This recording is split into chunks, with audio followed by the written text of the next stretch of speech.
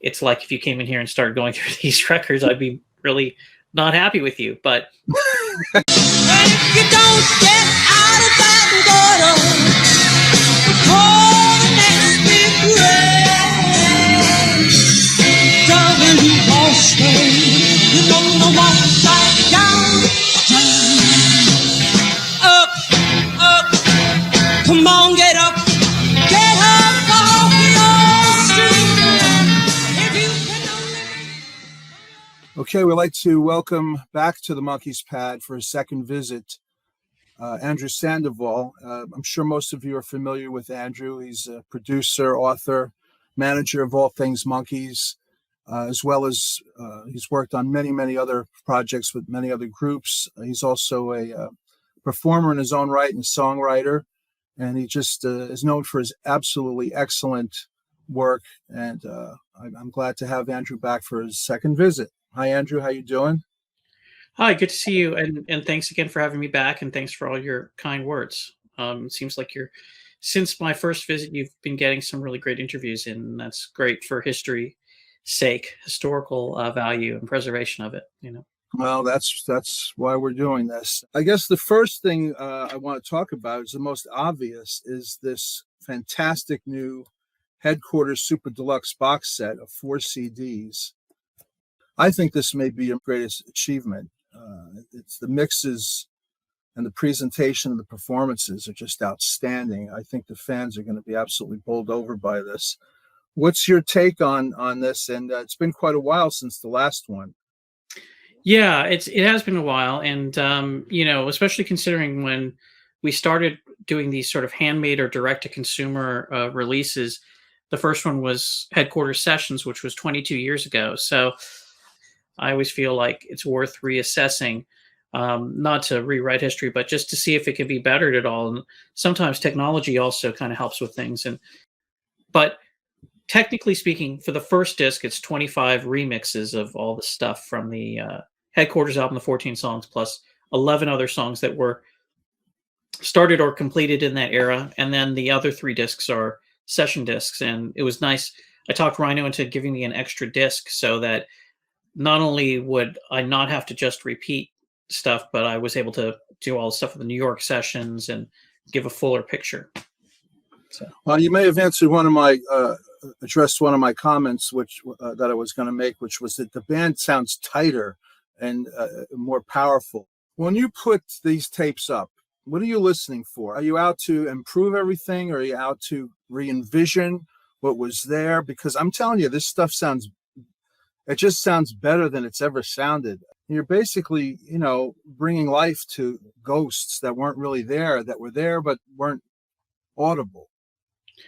right. Well, there's some peculiarities, especially with the engineering that was done originally. And that's, again, no disrespect to Hank Sicalo or Ray Hall, the people who engineered primarily most of the New York and LA sessions from this early 67 era. And that is, RCA just had a peculiar sound to it to me. It had a lot of upper mid-range, like a lot of clatter of the tambourine. I remember when Bill Inglot remixed Headquarters for an Arista CD in the 80s, Chip Douglas asked him, were you able to turn down the tambourine? Uh-huh. He said, the tambourine just became the loudest thing. It always cut through everything. Well, Mickey's drums are really splashy and loud too in a lot of the tracks. Yeah. I mean, when you hear the original 4 tracks before they bounce them down to another tape, they sound more fuller fidelity. You have more overall bass response and more top end. You lose a generation of tape, which for people who if you used to trade cassettes, you used to dub your cassettes, even VHS tapes or whatever, you'd see how it would get a little bit more squiggly and not not good looking as time went on. Well, it's the same thing happens with audio, even in a professional recording studio.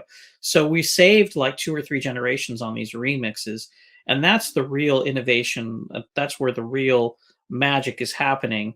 And then, just getting the balances right and really, I always listen to the original mono and stereo mixes when I'm doing these things. I know there's a lot of people who do remixes who are like, hey, I don't care about the past. I'm just making something new. And that's definitely not me. I'm like, I care a lot about the past. I care a lot about how the original sound. And I want to be in the ballpark.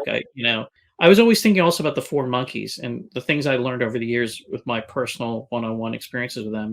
Like just kind of the things that they told me and trying to respect those things. That was in my mind, was kind of honoring them rather than honoring myself or making it some big thing about well, I'm going to reinvent this, or to me, what they did with Chip Douglas on those two albums is the high point of their musical careers.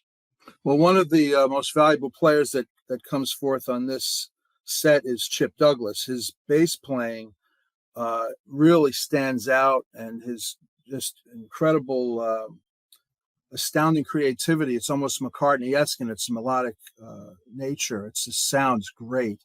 People, I think, are really going to notice. He glues the Monkees together, not only as a stabilizing force, but with his bass, it kind of, it's that element where Micky can be a little bit off on this side, and Peter can be a little bit off on this side, and Michael can be doing, but it's like that's the center. And also in these new mixes, the original headquarters, would be guitars and keyboards, and actually I use the other hand here, guitars and keyboards and everything over here, and then bass and drums over here, and then the vocals sort of like here, and occasionally they move back and forth.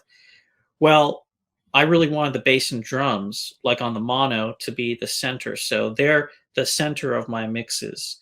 That's my starting point in the mixes, the bass and drums, and then having the guitars spread out. So that was the main goal, and I've had good feedback on it so far. I hope everybody likes it, but I'm sure it's not there to please everybody. But also, I mean, the original mixes have been out there, and they're not going away, and they're not being replaced by my mix. So certainly Rhino's not that interested in putting out my mix. I tried to get them to put it up digitally and stuff, and they're like, does anybody care about that? I think you're downplaying it. This is going to blow people away. If this is your favorite Monkees album, you got some great listening ahead of you. Why do you think these the headquarters sessions were so well preserved? Tapes, like everything is there for these sessions, but not for a lot of others. Why are they so complete? Because the intent from the outset was that the mandate of the record was not just to capture them playing the music as a group, but that their interstitial comedy and their cutting up and basic just messing around, anything was possible. You've heard the term cinema verite for films, and this is audio verite. So stuff like Band 6 and Zilch, those sorts of things, which were on the final record, they captured a lot of that stuff, and they kept those reels. They didn't get rid of them because of that. And this is the only album where also, because all the sessions were done in one place, the Monkees and More of the Monkees, you have the Nesmith sessions done at one set of studios, you have the Boyce and Hart done another, you have the New York sessions started in New York, finished in LA, mixed in New York. They're all over the place. This is the only one that's all done in one place. And then when they go to Pisces Aquarius, of course, they're traveling around, they're on tour, they're making that record different spots, so there's lots of missing tapes. This is the only one just done right at RCA as one coherent album. In some respects, even though Pisces I feel is a better album, this is the one album that's done as one coherent message in one coherent span of time, mostly in March of '67, and it's very special in that sense, and they luckily had it. But I will say one thing, and I had one person comment online about the track list, and they're like, well, I don't get it. There's all this stuff from these New York sessions, like I care about that, and why aren't we hearing alternate takes of why aren't we hearing alternate takes? That's on there. I don't get it. Or you told me, or where are the other takes of those songs? Well, I don't have them. I'm not depriving you of them. What happened was, if say like you just maybe the one was on the session for that is on the same reel as masking tape, this backing track thing, they kept it because they didn't know if they're going to use any of that. But stuff like that was finished and just done, like Mr. Webster, there's no alternate takes. Sunny Girlfriend, there's no alternate takes. Pretty much most of the record, there's no other stuff. I once did an Everly Brothers box set for Bear Family, and the review in Record Collector in the UK was, well, all these outtakes are great, but where's the alternate takes of Kathy's Clown and Crying in the Rain? It's like, hey, if I had had those, I would have put them on. Yeah, you're not hiding them under your bed.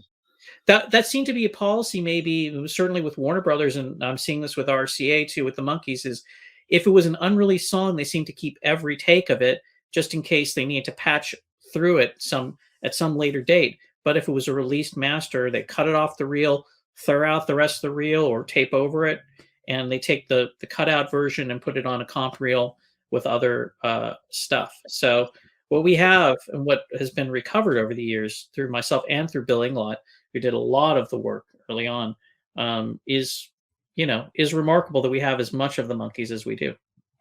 Now, we're talking about Band 6. That sounds like it was edited from different moments. Is that, do you have the session material that was culled from, or is that just an edited finished piece? That's just an edited finished piece on the final 4-track master. So I know approximately when it was done in the sessions, but there's no session reel for it. So I don't know what the before and after, or how long it took them to try and play that Merry Melodies theme, until they got it to the point where it is on the record. So there's no session for Zilch. I don't have any of them, which would have been interesting, hearing them in the studio doing their dialogue or all that stuff. So between this and Headquarters sessions, you have a really good chunk of stuff. Well, we talked about Bill Inglot a second ago. He was the gentleman who really started all this, remastering, and he put the Missing Links compilations together. Did he pass the baton over to you? Because we don't see his name as prevalently among these releases as it used to be. Right. Well, yeah, I guess there was some sort of baton passing, but it really happened when Bill, Bill was a full-fledged employee of Rhino for many years, and that's when I met him in 1988, 89, and then got involved with Missing Links, which came out, Volume 2, which came out in 90. And we worked together on all the sets, but increasingly I became more and more involved in how they were put together. And around the time of the deluxe editions, 2006, 2007, that was the last sort of phase of Bill working on them. And he also was let go by Rhino around that time. They were downsizing, and eventually, a couple years later, I was let go too. So, we've maintained a good professional relationship, but we don't always work on each other's records, and we don't do much together anymore. But we talk all the time. A number of years ago, Ronald Handmade put out a box set of the '67 summer concerts. Now, you didn't have anything to do with that release, but Right. What did you think of it? And you think that could be revisited in any way and made improve? I can't help but think that can't be improved, that material, or maybe it can.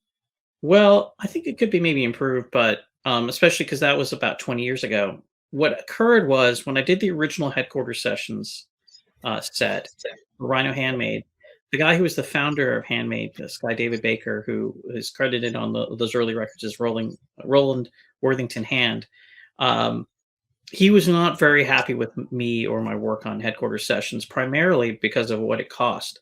And I'll tell you that I mixed all of the Headquarters sessions in 24 hours, not in a 24-hour continuous block, but in 24 hours of studio time. So like 4 6-hour sessions, or some sort of thing. And the bill for those 24 hours at $50 an hour was $1,200.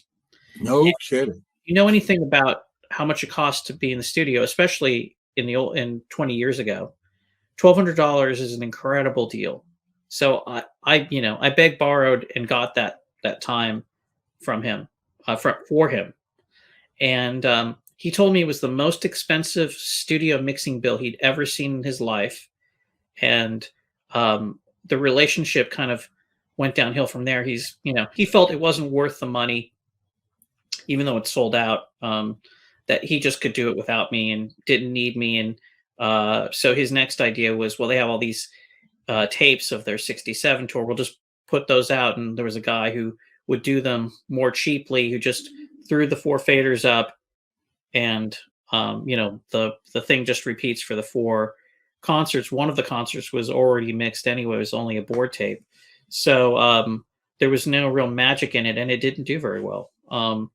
And I think I've run into that with Rhino a lot of times, where they're like, why do we need to deal with this guy? Why can't we just do this on our own? It's our material. He doesn't own it, which is right. I don't. It's not my stuff, but I put a lot of love into it. Like, I care a lot about it and the fans who buy them. Um, so that's a thing that's come up again and again in my long relationship with Rhino over 30 years, is kind of like that resentment that they have towards me at times, of why, and a lot of it's over really petty stuff. And when I explain to people what little money is spent on these things, they're shocked. And most people are like shocked. Why do you keep going back, and why do you allow yourself to be used and treated this way? And I said, well, this is what I want to do with my life. And, ultimately, I think some of the projects are better than the essential elements, not the Monkees, but, the people who are surrounding them.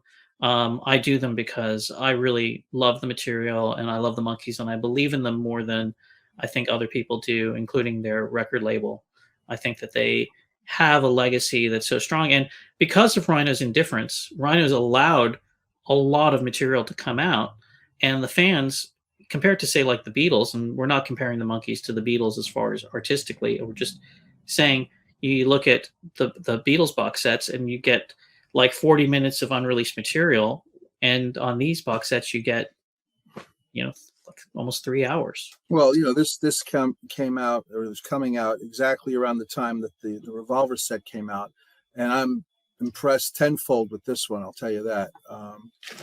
Now, groups like the Beach Boys have been putting out unreleased material as download only albums. Like there's a Friends and there's a 2020 package.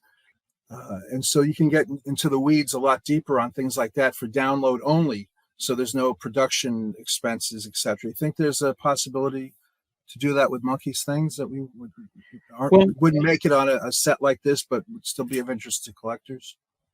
I suppose there is. I mean, it's never really been discussed. I mean, there is a real upside for Rhino in the way that these are manufactured. And I know a lot of the fans do like having the physical product versus just a download. I mean, I have all those Beach Boys sets and I've downloaded them and I've enjoyed them a great deal. I'm certainly not opposed to it, but they're, the upside for Rhino with the physical is pretty up.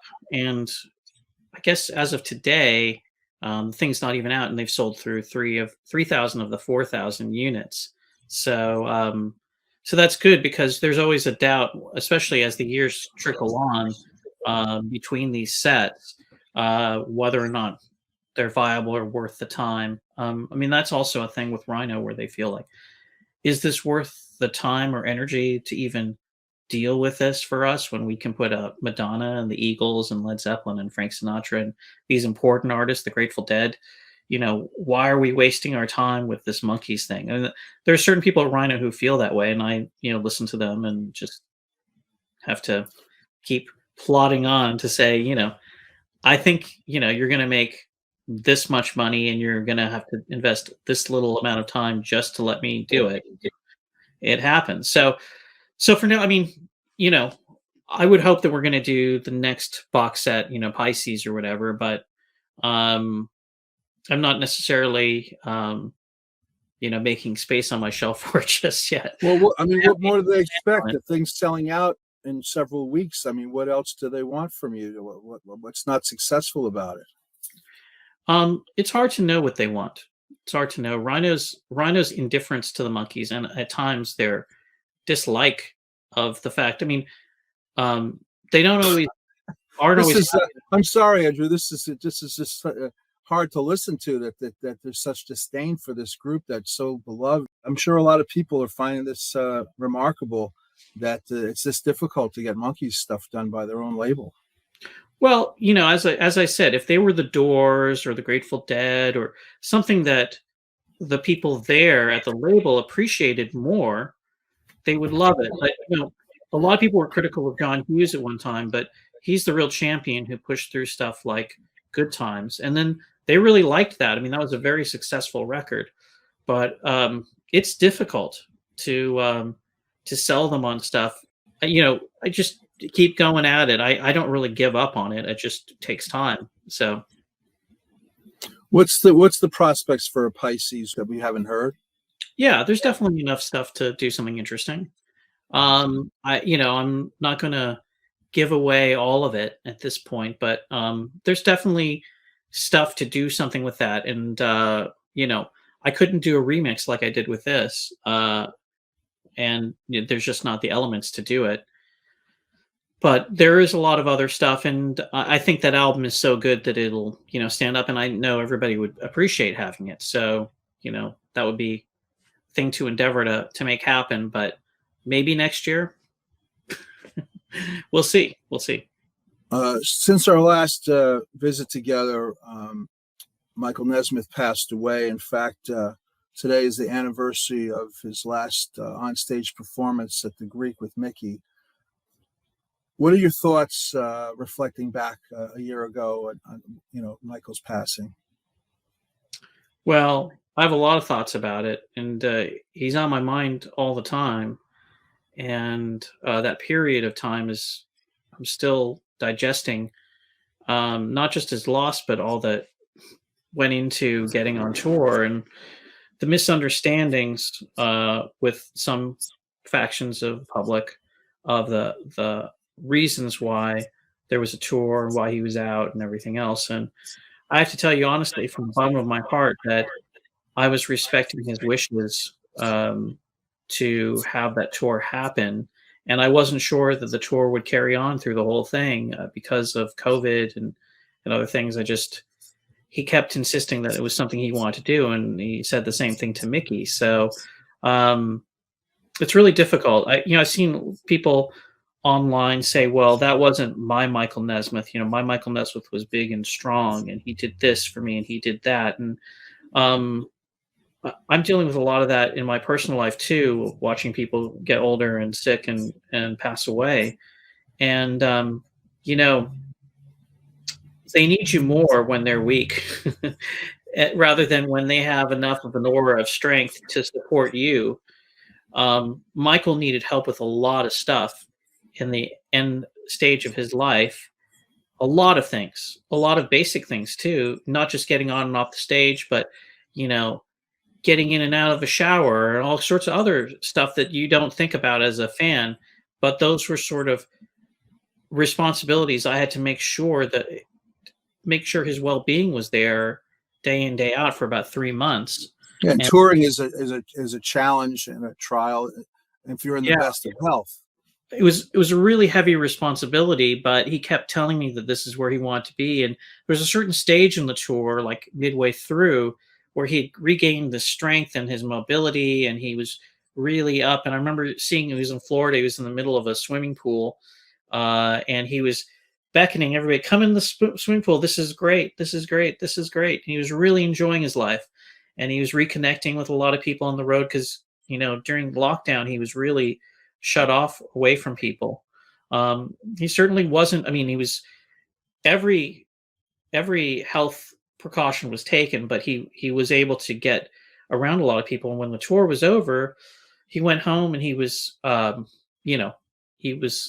was told he was being taken care of as far as he's had a nurse with him and a chef and all these things to cater to the things that would make his life better. And I was just completely exhausted. And I went to England on a trip that was already planned. And when I was in England, I found out that he was in the hospital, and I was just devastated. I found out in the middle of the night. And I think about back to that day, that last day at the Greek Theater, and watching him before he went on stage. He was sitting in a chair by the side of the stage, and he looked at me. I had the microphone, and I radioed to the PA people to turn down the music, the house music, and turn out the lights and get ready for the show. And it's the only time I ever introduced the Monkees from the stage. Micky had asked me to make, he felt I should make some acknowledgement.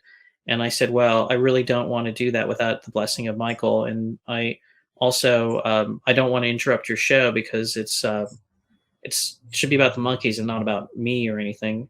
So I decided rather than be in the booth, I would walk on stage and say a few words about the Monkees and leave and let them do their show, and that would be the end of my thing. But I looked over at Michael and before I went out, and when I came back out, and you know, that was the last day I saw him, and it was really, it was. I'd seen him for every day for the previous 3 months, and I'd been visiting him a lot, but I just assumed that I would be driving up to Carmel to see him on a regular basis throughout his life. We had ups and downs, but in the last year, I really felt connected to him, and more so than before. I felt, that we had a lot in our past that we would laugh about. We tell stories to each other, and we'd be laughing, and I just assumed like we would be doing that for a while. And I got a call from a family member of his, and they said, Andrew, if you want to say goodbye to him, you better do it right now. So it's just devastating. I'm just still devastated, and I still feel there's so much that I haven't said about the situation, and I wish the people would understand that he was going through an awful lot in his life, dealing with not being able to do the same things that he'd done before with such ease, and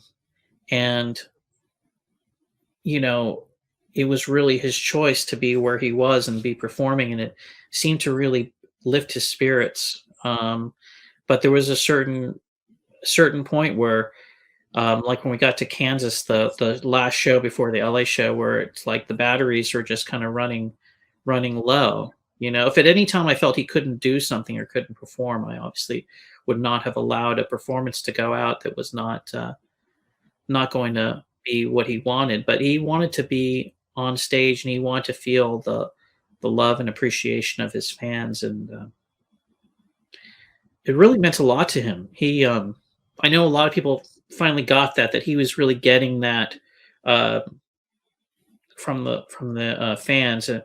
Even before the tour started, I went up to visit him and showed him the Run Out Groove version of the first Monkees album, and he was looking at it, he goes, man, people who like this Monkees music, they're really going to love this. They're really, I'm kind of starting to appreciate this, I'm starting to see what it is that everybody's sort of been talking about all this time. It was interesting. It was an interesting thing. He's a deep thinker, but his deep thoughts almost sort of kept him away from really enjoying it till the very end. What could you tell us that you learned about Michael, the inside of the man that we don't know? Just that, he had something that was pushing him forward to create all of this stuff, but he also had the same insecurities that all of us have. Like, is it good enough?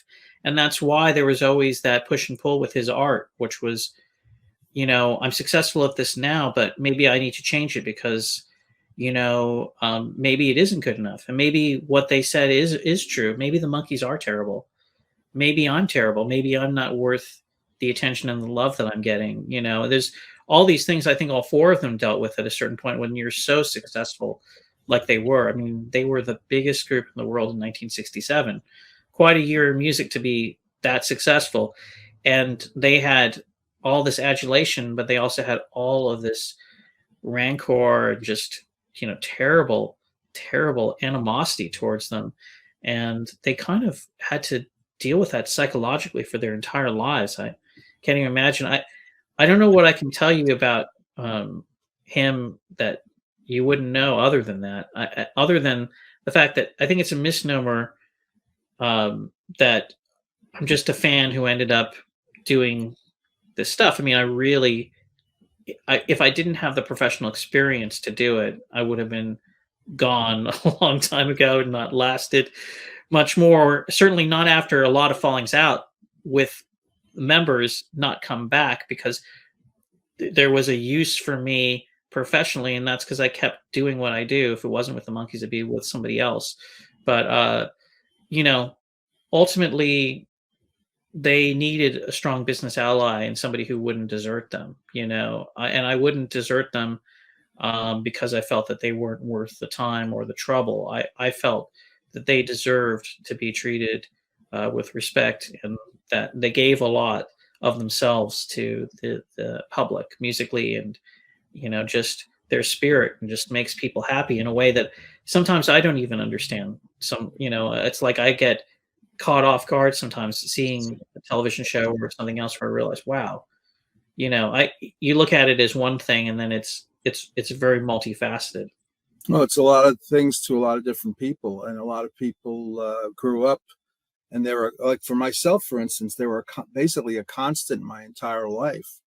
Right. So there's a moment, I can look to the Monkees for just about everything that's happened to me since I'm 6 years old or so. So it's a thread throughout our lives. And I guess that's what he finally was trying to grasp, was that it's way more important than just a TV show or a music act. It's part of our lives, really. Yeah, yeah. He was saying that to Mickey a lot. That it's it was sort of like he felt it was kind of like, I don't know, frisbee or a boomerang or something like that, where the Monkees had passed this thing out into the world, and it had come back really fast at them, like, we love it, we love you, we love it, we love it.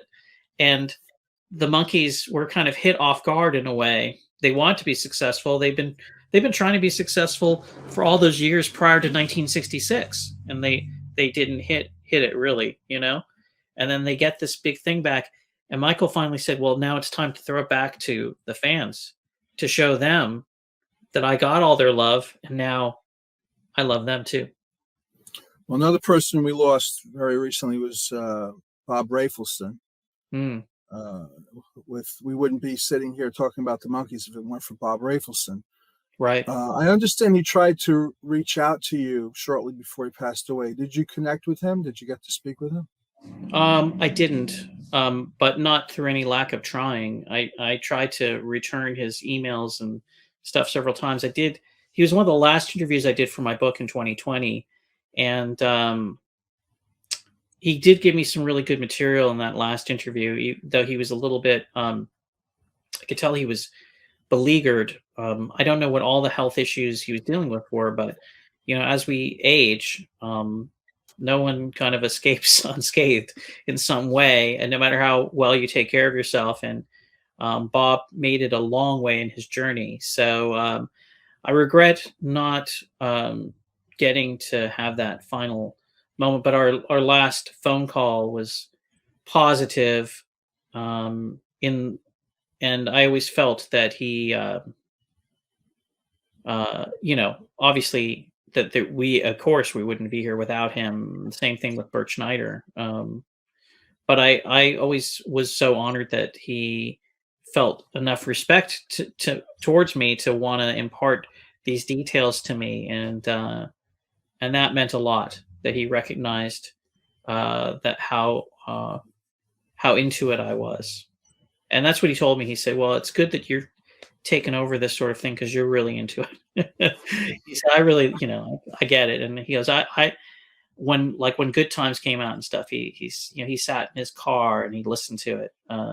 He's like, I really get into it, like I used to. There was a part of him that the Monkees was this great art project. It wasn't just a commercial thing for money, and that's why the Monkees is so great. That's why the Monkees have that special thing that these other contrived groups do not have.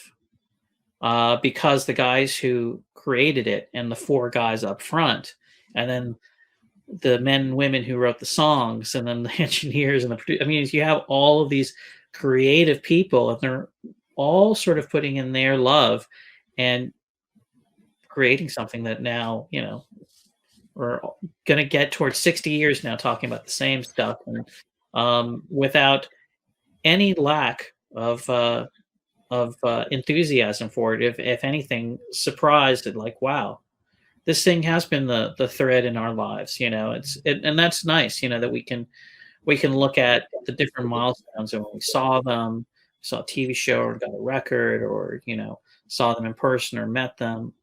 you know, there's more positive experiences that I hear about relating to the Monkees than negative ones at this point. I Oh, hear absolutely. those negative voices have faded, and what we're left with is, you know, a real legacy of a lot of beautiful stuff. And I think this box set is a real testament to that. And I want to say that anyone who said Davey couldn't rock, or he was Mr. Broadway, there's a couple tracks on here that are fierce. There's an alternate vocal for 99 pounds. Yeah, That is his just, screams are incredible. it's overwhelming. There's an alternate for a little bit me, a little bit you that's on there. That's really exciting. I really think he had some real credibility as a singer and a rock performer as well as a Broadway guy. Me too. And that's what was interesting about getting these New York sessions out and getting hearing the full scope of what Davey laid down in those February sessions out there on this set. You get a lot more of what he did in just a couple of days. You know, he was just back to back doing all these songs, and you know, all four of them have these attributes, different things that they bring to it, and you know, the more we've gotten to know them over the years, different, you know, peculiarities and eccentricities and other, you know, little touches that they add to things. It's you know, that was the thing about them. I think their personalities really came through on these records when they were just supposed to be voices, you know. Back to Bob Revson a little bit. When you were doing the Criterion version of Head, Right. there was the whole section that was deleted that you wanted to try to reinstate, and Bob kind of forbid you to do that, I think. Would there be any possibility that you could have permission to do that now? Well, the stuff that we had found up to the point where he pulled the plug on it all ended up on the Blu-ray box set. But this one chunk of film that was basically from where Michael straightens his tie in the mirror to where it cuts to, you know, that was lifted out of the movie, I saw all cut together, but it had been so damaged and it was shrinking. And now you can do this film scanning stuff, but I don't know where the audio was. I mean, I would love to have that stuff restored and get more of it out. But I don't, you know, that would take Rhino investing in it. And at the time I tried to engage them in that and they weren't interested. But as I've said, you know, been through a lot of ups and downs with them. And there's times where, you know, when the restoration of the show was done for the Blu-ray box, I mean, they invested, you know, almost $200,000 in that. A lot of money. Thank goodness. I mean, is that the final word on the television series? I mean, there's no other footage or outtakes or anything you could possibly locate? Nothing has surfaced. I mean, certainly with Head, you know, there's other trims. I have a lot of silent trims. Somebody contacted me. I bought just before lockdown. This guy came and visited me here, and I gave him cash, and I bought a reel that he had found at a swap meet locally of Porpoise Song without the solarization on it, and was using that in Mickey's show, showing bits of that. You'd always hope that there's more stuff. You know, I always hope there's more audio stuff that turns up too. I'll never give up looking for the rest of my life, but whether or not, you know, it gets out, and the ultimate goal is to have it come out legitimately to people. So when I buy acetates or I buy up footage or whatever, it's never about, well, I'm going to keep it for myself. And you know, I have proven like it always ends up on something, and it ends up somewhere. So that's the dream, is to get it out. But when and how is a whole other thing. I mean, now I have my own sort of setup to do things too with these books. So I don't know where it goes, but I'm, you know, the Monkees are always in my heart, and always want to get this stuff to the fans and have it legitimately out so that the Monkees themselves can be paid for it, you know. Well, you mentioned using some footage in Mickey's show. Now, you have been going through his personal archive of film and photographs and so forth with the idea of doing a book that's forthcoming. What type of material is there? I mean, he must have incredible personal, private things like that, I would imagine. Yeah, he's got an incredible archive of photos and of ephemera and documents. Like, for instance, Randy Skouskit writing that song, he's got 3 different drafts of the lyrics for it when he was writing it in England in February of '67. And also pre-Monkees, Mickey and the One-Nighters, he's got loads of color photography of them, fan letters, pay stubs, lots of crazy Circus Boy stuff. I mean, he's got his original Circus Boy uniform. There's all kinds of amazing stuff. So I'm doing this book, the Micky Dolenz Archives, Volume 1, which will essentially go from his, I mean, this is at least the plan right now, and it's in progress and in production, that it will go from his birth. I mean, he's got the tag, the hanging tag from his crib at the hospital, literally, in addition to his birth certificate and all this other stuff from his childhood pre-Circus Boy. And then, go through Circus Boy and his pre-Monkees era, and the Monkees, and his work with Davy post the Monkees, Dolenz Jones, Boyce and Hart, and then up to the point when he did the play in England with Davy and moved to England. That's the end of this book. And hopefully we'll get to do another book with stuff from beyond that. But there's so much stuff from this period. And he shot tons of photography. And I know, like, fans have those, he had that little booklet out of his 1967 tour photos years ago. He was telling the snapshots. Yeah. Well, and that was taken, it's really cool to see the Hendrix photos and stuff. And those were taken off those square, they were called Kodak 126 format prints. Well, I found the negatives of all of those. So it's, and those prints were like, you gave them away or traded them with people and stuff. These have all of these photos, including lots of unpublished photos. So, and they look incredible, resolution and color wise compared to those prints. So there's those. He shot 35 millimeter photos too. He's got slides. He's got a lot of great photography from 33 and a third revolutions per monkey. He shot amazing photos of Jerry Lee Lewis and Fats Domino, Little Richard, with a fisheye lens. He shot, he was friends with Dewey Martin from Buffalo Springfield, and Dewey said, hey, let's go see Otis Redding. So he shot an Otis Redding concert in 1967 before Otis died. He's got Harry Nilsson photos. He was friends with Alice Cooper. He shot Alice Cooper concert.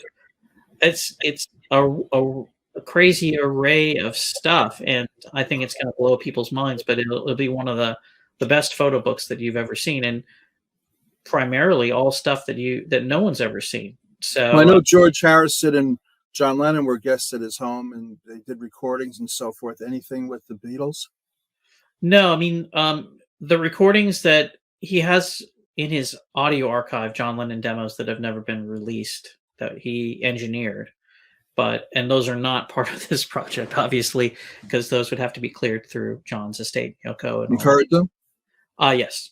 So it's from the Lost Weekend era, and there's, I can tell you that it's stuff that has not circulated on any bootleg or anything. So, and I'm sure that he'll be getting those back into their archive eventually once we've figured out where everything is that he has. But there's not a lot of photos of the Beatles. And I asked Mickey about this, and I said, you guys didn't take a lot of photos with the Beatles, but I know you were around them a bit. He goes, well, that's because they treated us like peers. We weren't going to blow that.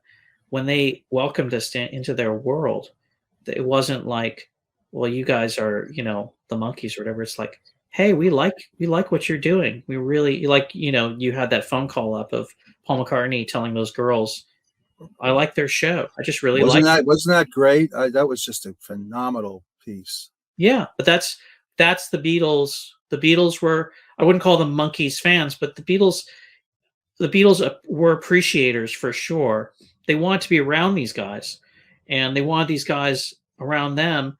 And the Monkees were really cool. And that's why the Monkees, not only got to go to recording sessions, but hung out with them and knew them for years and years after that. So, but there's not a lot of photos of them. I also said to Mickey, wow, when you went to Paul McCartney's house that first time were shot, he goes, oh, well, Paul arranged for those photos to be shot, and I didn't bring anybody, and I knew not to do anything like that.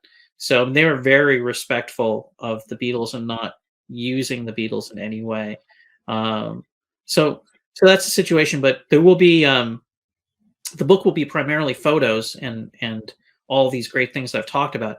But Mickey's also talking to him and transcribing his memories as he sees the stuff, and so that stuff will be in the book as well. It won't be like an autobiography, but it will be his thoughts and it'll be his stuff. He's got like the drum head from the floor tom of his kit from 1968 with the set list written on it, their Japan set list, and it's the same one you see him playing in 33 and a third. Crazy stuff. He has a lot of interesting audio tapes. Board recording of him at Kennywood Park in the late 50s performing live. Yeah, I And posted the ad for that on Monkees Pad, the ad for that show, for that yeah, he's got performance, that the actual appearance. audio of it. Professionally, or fairly professionally recorded, and pre-Monkees demos, some good stuff, and then also post-Monkees demos. He's got some brilliant songs that were recorded at his house. So I would like for there to be some audio included on the set. Maybe the most deluxe edition of the book. However, that's all pending Mickey's approval. He has the final cut on and final say on what goes in and what doesn't. It's because it's his stuff, and I always feel, it's like if you came in here and started going through these records, I'd be really not happy with you. But very carefully look at all this stuff, so I have to, always keep that uphold my end of the bargain, which is if there's anything in here that you don't like or don't want in there, fine. That has to be the deal. So he's happy that it's getting preserved, and that's nice too. This is probably kind of an odd question, but as we know, in '87 there was a project called the New Monkees that came out. Right. What's your opinion of that project looking back?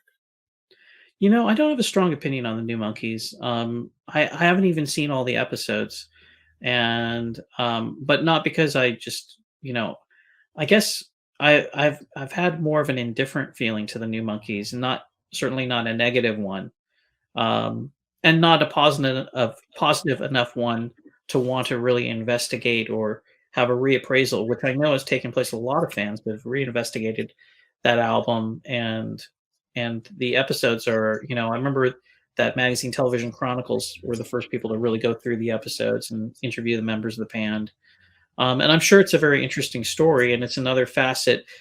I'm just as interested by the Monkees soft drink nightclub and the Davy Jones Presents label.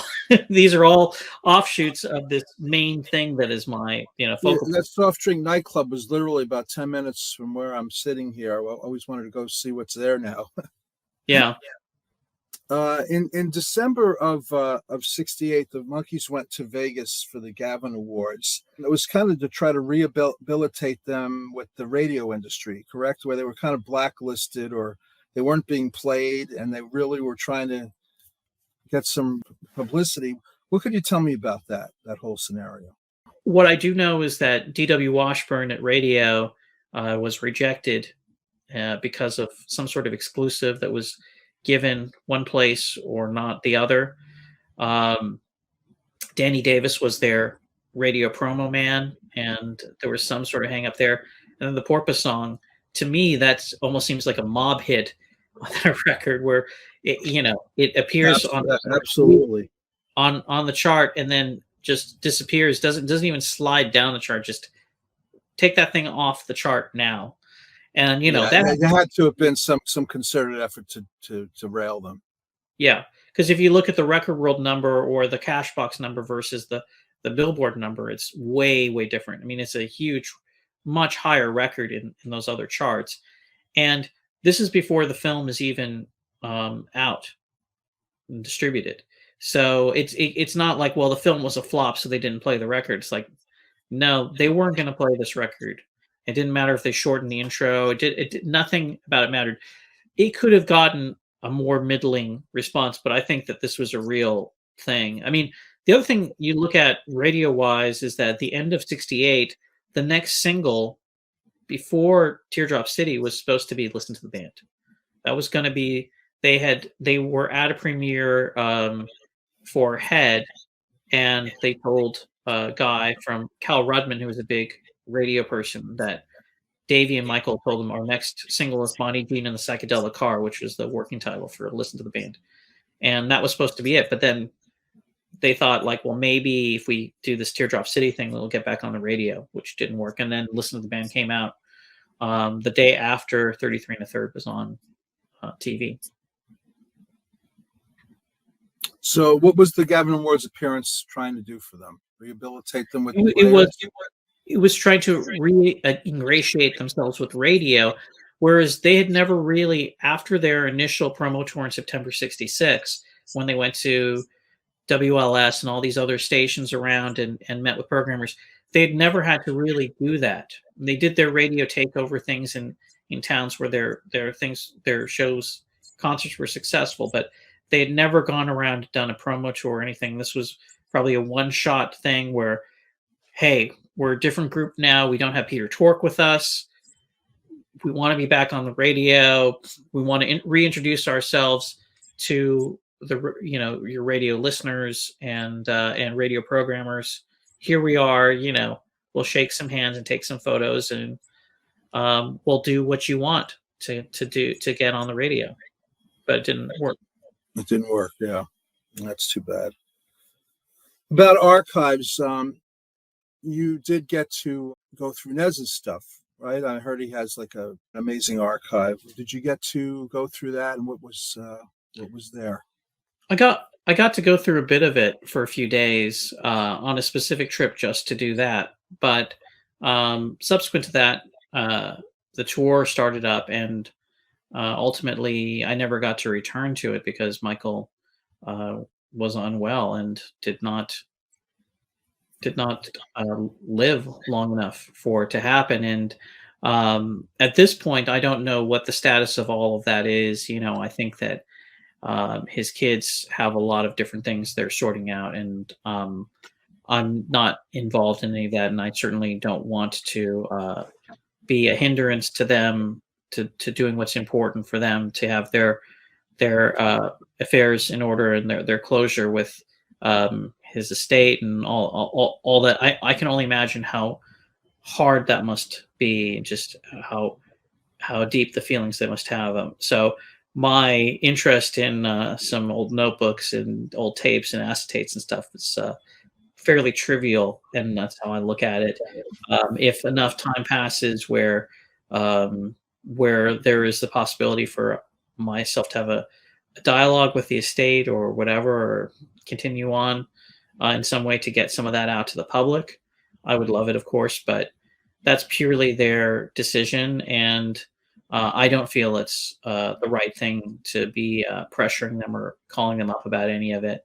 I think that they need their time to process his passing, and I certainly need my time too. He had a great deal of stuff, and I don't even think that I scratched the full surface of it. He certainly had a lot of pre-Monkees recordings that were pretty interesting. He had some demos from his home, and he had stuff from the 1970s as well. There was just, and I only got to look and see and hear, a few days worth of things. So my trawl was a great one, but brief. He had a lot of interesting notebooks of lyrics and diaries and all kinds of things. So I don't know what will become of all that. But again, that's his family stuff. That's their dad, and they'll figure out what they want to do and how they want to deal with it. And I hope that it's safely preserved in some way. Did you get the impression that he was open to having this material mined for release, or what was the purpose of it? Oh yeah, that was definitely the reason why I was there, and that's why I was going through it and kind of making my assessment and catalog and also transferring stuff for him and all that. So yeah, he was into that. He really felt strongly and good about it. But that's just my word. It's just my word. So it's not his stuff anymore because he's not physically here. So, and gosh, it gets, very, very emotionally and legally complicated after that, to see who, whose decision is it to do what with it, and how it will go forward. So we'll see. I hope to be around. I hope to see some of it make it out there to the people. Well, we will wait and see. It certainly will be something to look forward to if it ever discussions are ever opened about it. On several of the tours that you produced and so forth, did you film any of the concerts? Ones with Nez. With any idea to maybe put a DVD or a concert release out? Well, never with a DVD in mind. I mean, I'd approached a variety of DVD companies with like, let's plan a date, let's have you come in, and they were not interested. And then when people approached us, it usually was kind of an after the fact thing, and they didn't quite have it together to do it. The only show that was really documented properly was Sydney Opera House, which was, funded by a friend of mine, decided, since it would be the last Monkees Australian show, that it should be properly documented. And so that was professionally recorded and filmed multi-camera. And we had the rights to put out just a small fragment of it in our deal with the Sydney Opera House, which we made the promo films for the Mike and Micky Show album from those. Right. But yeah, I mean, but there are, like the last show at the Pantages Theater was filmed, but we don't have the rights to it. I have a lot of audio recordings. I have multi-tracks and board recordings of the 10 years I was involved with their tours from 2011 to 2021. So there's a lot of material, and I would love to see some of that make it out someday. But I'm not sure what the next thing is, but we never really thought through a DVD. And now, as we got towards the end of that period, the DVD market kind of went away and the Blu-ray market went away. And then it was like, well, it has to become a streaming special. I mean, during lockdown, there was talk that we would do a streaming special because we couldn't go on tour. And so that was bandied about for a little bit. Mickey was going to do one, and it was talked about, and we booked some things. And then, projects kind of come and go, not all of them make it all the way. Well, there was an Access TV live concert broadcast. Right. What was it, 2016, I think it was? How did that come about? How did that? Yeah. So what happened with that was we had gotten a very good offer to play this show at a venue I think called the Bomb Factory in Texas, and they broadcast it live. I wasn't in the truck. I was out in the at the PA for what the house sound mix was, but not in the truck, but went over the air. So there's the over the air version, and then when it was they cut it down to like an hour and it was re-shown, they gave me the multi-tracks and I was able to remix it and fix a lot of not fix, but some of the balances that were off in the live feed, because the people. Yeah, I noticed that. I noticed it was kind of off.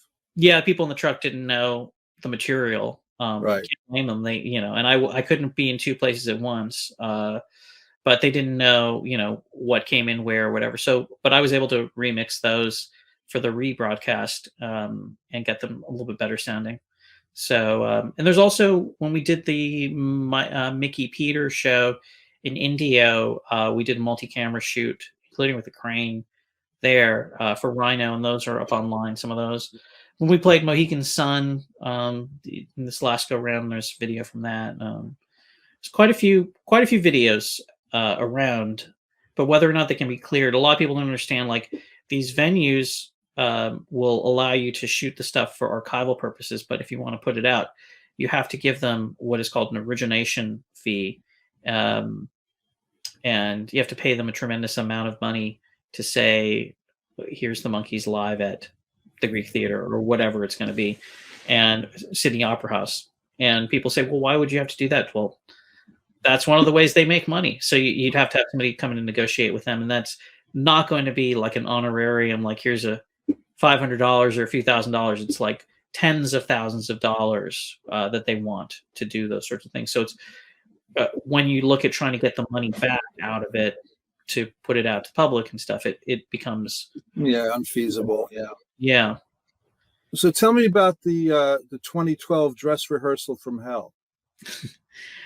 So what happened was the 2012 tour was interesting. It was we did a lot of rehearsals at Michael's office space in Sand City. That was Video Ranch, and in a lot of stuff with just the three Monkees without anybody else. And I was one of the few people around for those. So they focused a lot on that little set that they did in the show where it's just the three of them for the most part. And then, came time to do the whole show. And I had gotten a tour manager for this tour in 2012 that Michael didn't really like and didn't really think was up to the task. But we were so far into it that I had to get the show on the road. And then I actually replaced him about a week into the tour. But that was part of it, that he didn't quite have things together.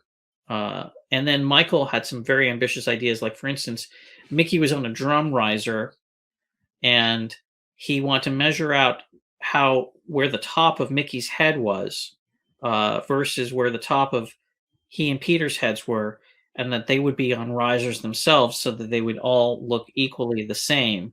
And we built these little risers that could be slid on and off the stage easily. They had wheels on the bottom, but when you stood on them, they were supposed to stay still. They had the Monkees guitar logos around them. And during the dress rehearsal, I noticed Michael was very, very uncomfortable. And so between songs, he came off. I said, "What's going on?" I was like, "Oh, those things don't stay." So that was one of the things we got rid of immediately after the dress rehearsal. The issue with the video that night. And when you do a dress rehearsal, it's much different than a concert. Even when you have an invited audience of, like, usually I bring in people who are my friends of the band, obviously the kids of the Monkees, family members, whatever, and they sit there in the audience. But when they come on, people, they applaud, but it's not like a show. And in 2012, I think, like when they came on stage, it was really like a blast. Like, so they come on to polite applause and they're playing the songs and they end, and it's like, these are people who know them, they're friends, and they weren't getting the feedback to do their thing. And it was disconcerting. So they were all convinced it was other than Micky, that was like the worst thing that had ever happened to them. It was terrible and didn't want to do the show. And then the next day I said, "Well, look, you have to do the show. We'll fix all these different things." And the reason why we did this dress rehearsal was to figure out the things that aren't working in the show. Like, this song going into this doesn't work very well, or you don't have time to change this guitar, or these things are sliding around. This doesn't look good. There's a problem with the audio here. There's a problem with this and that. You make notes, and also you time out the show to find out how long it is. Because you have all these ambitious ideas, all these songs you want to have in the show, and then you find out, man, the show's too long, or we thought there was enough songs, but it's actually really too short. You need to add some things because you're not on stage long enough for the people who paid a lot of money to see you. So all those are conversations that I had, and then after the second the second show, which after the rehearsal, the first real show, things went off very well.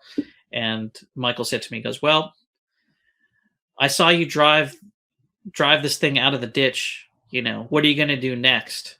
and the next thing was like, "You have to fire some people on that are employed on the tour because I don't like them." So that was the next thing I had to do. And I felt like I'd been on tour for weeks and weeks when it had only been a couple of days. But we got through it, and was very successful tour. And then we went on another one in 2013. But we had other dress rehearsals subsequent to that, and there was always some issue with some weird thing going on.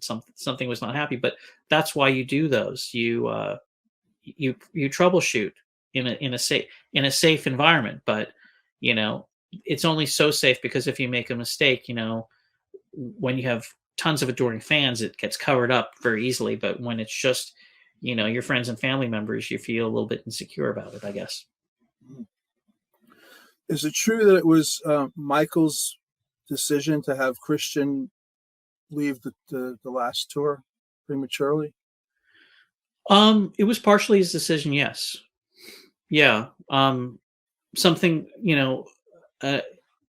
something internally had happened within our group of people, and that was specifically the reason. It wasn't because certainly wasn't musical, and it certainly wasn't an issue that I had with Christian, because I've been working with Christian a great deal up to that point and had really good working relationship with him.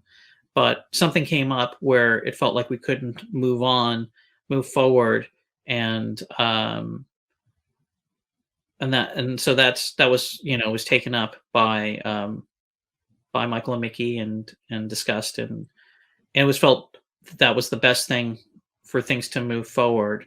It's one of those weird things that comes up in tours where you have people you're working with and not everybody makes it to the end. Did you have any involvement in the Dolenz and Nesmith album? Yeah, I had a lot of involvement in it. As far as I worked on selecting all the songs with Christian, I put together a list and then played through songs with Christian, and ultimately Micky trusted whatever we came up with as far as the stuff, and then made some suggestions as far as a couple of the arrangements. I had some ideas, but it was produced and arranged by Christian, 100%. But I do have a credit on it, and that specifically was my involvement at the outset of picking the songs that I thought would be good for renewal and reinvention by Micky with Christian. And then I had some input also on the length of the record and the decision to ultimately have this offshoot EP, because Christian had recorded so many things, and I felt the record was a bit long. But I also wanted all the stuff to come out, which it did. So those were my bits and pieces. But Micky wanted to have, like in the old days, an A&R person, not just a producer. And I had worked as an A&R person for many years with different artists. An A&R is artist and repertoire, and that you get involved with producers, the artist, material, and Micky is very much into that with any of his endeavors, is to have these different powers separate, because if you have it all sort of globbed up with one person that's doing everything, then if there's an issue, you're kind of screwed, because you can't go forward if one person has all of that control, and there's one thing that's off, and then they refuse to do anything about what your issue is. You need to have another voice in there to say, hey, well, look, we want to get this done, and can we make some compromise? But if it's one person, then you get a lot of hurt feelings and all sorts of bad stuff happens. So when you're booking tours and so forth, I mean, you would know better than anybody. What's your assessment of where their strengths are demographically and regionally, internationally? The Northeast is a big stronghold for the Monkees, always, but that's primarily where a lot of the dates are, and so certain markets we have to give a rest to and have to let things kind of go around for a year. Florida has been up and down as far as there's a lot of fans there. It's a big place, big state, but then we had dates there in 2013 that didn't do too well, and then kind of came back and things got better. You never know. That the South can be good, it can be bad. The Midwest is definitely strong. The West Coast, everybody's like, oh, you always play the West Coast. It's like, not really, but it is easy since a lot of the people involved in the touring band are there, and that is a factor. But I'd always try to get a thing going in Japan again too. And in 2011, we had all these dates that we're going to do there, but Davey actually kind of killed those, because one of them was at this big festival, and he assumed that the other artists were kind of piggybacking off the Monkees and taking advantage of their popularity to be on this festival, when in reality, the other artists were equal to the Monkees in popularity, maybe with a different audience, or way above the Monkees in popularity. I mean, it's a tough thing as an artist to say, well, let me tell you something. You two are really way bigger than you. Davey thought, like, initially when he was approached by U2 to guest with him when he did Daydream Believer, he thought they're taking advantage of me. Why should I do this? And he had people around him said, no, it's really going to be cool. You should do this. It's good. It's going to be good for you, in a way. He's like, I don't get it. Like I'm Davy Jones. I am the Daydream Believer guy. I am the Monkees. U2, who cares about them? So that's the thing. Sometimes artists have to make compromises with what they think, because their reality is a lot different than what fans would think. And some fans just think the Monkees. They don't think about all these other artists out there in the world. So Davey had been ripped off so many times in his career for people like Hal Cohn. I think it just stung him the whole eternity of his life, and he maybe was a little blinded by fears concerning things like that were detrimental ultimately to him. If you had met him in passing and said, my band is playing over here in the back bar, he'd be so honored if you'd come back and sing a song with us. He'd probably do it in a heartbeat. Right. Back there with you all night long, hanging out. Right. That's the thing.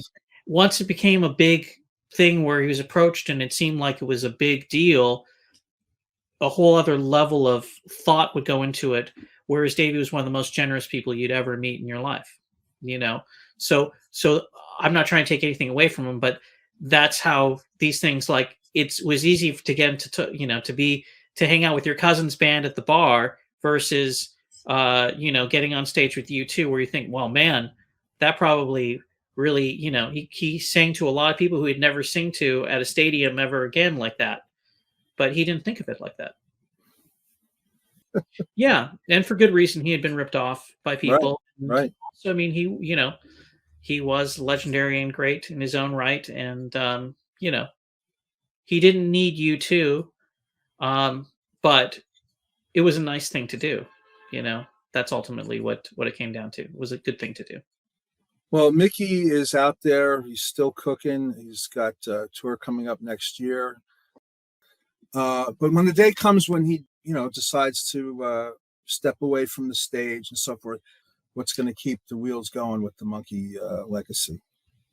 Well, I think there's always going to be some interest in the Monkees, and I think other things will come up as far as, the Monkees music will be used in a TV show or a film, or they'll be portrayed in a film, or there'll be a play, or there'll be this or that. I mean, there will be various other facets, but it'll never be physically the Monkees again.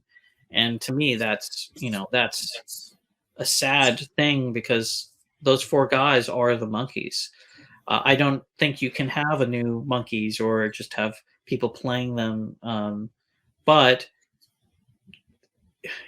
we've dealt with this with so many other artists, the Beatles, and eventually Rolling Stones will retire, and the Who, and all these others. I don't know exactly what the future holds. I just hope that as fans we hear more that we haven't heard before and see as much as we want to see, and that, I think Micky's still really great vocally and definitely worth seeing. So, I hope that we all have a nice soft landing, whatever happens.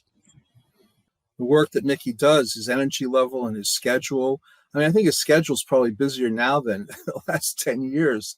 I mean, he's constantly working, flying somewhere. He's going to England. He's doing autograph shows. He's doing concerts. He's doing this book.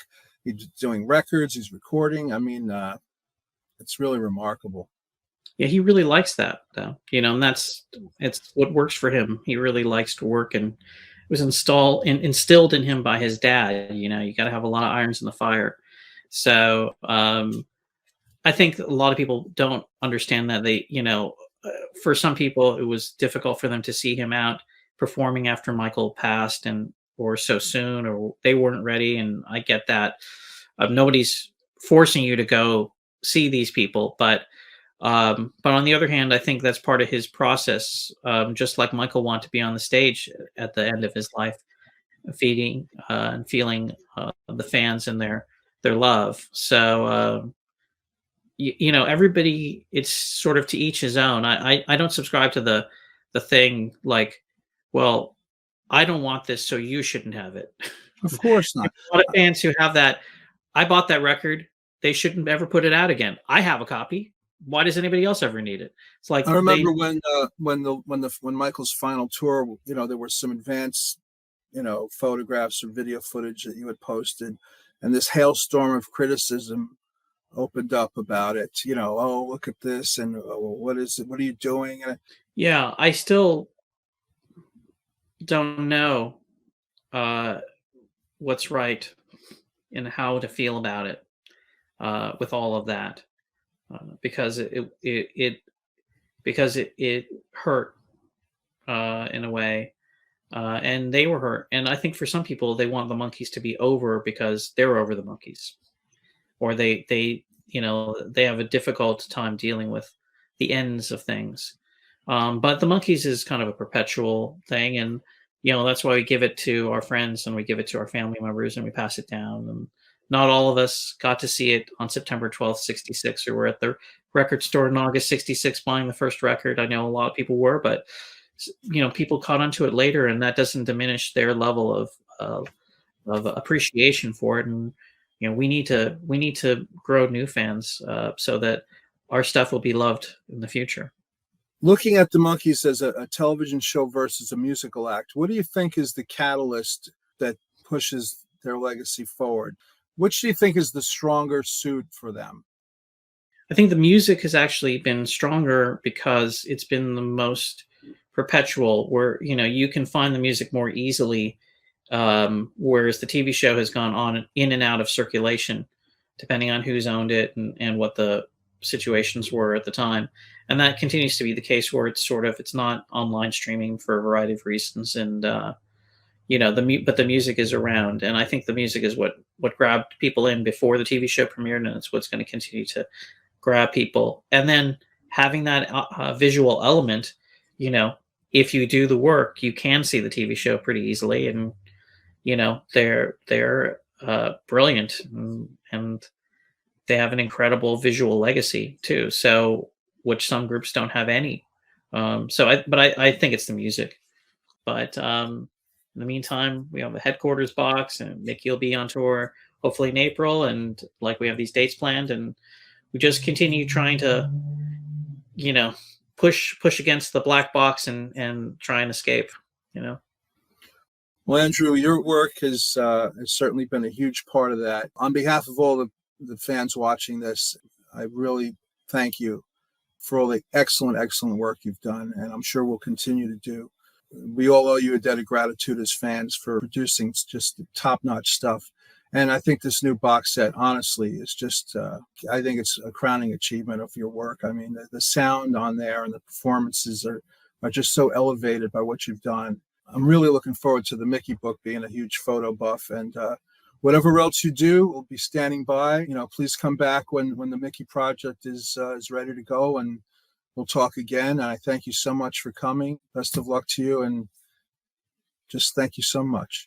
Well, thank you for all your kind words, and thank you for all the Monkees Pad subscribers and viewers who've listened and watched all the wonderful interviews, and thanks for all the support, because I'm counting on us all pulling together and keeping this thing going. So thank you, and take care of yourselves. Thank you, Joe. Thank you, Andrew. See you next time. Bye. I'd like to thank for you.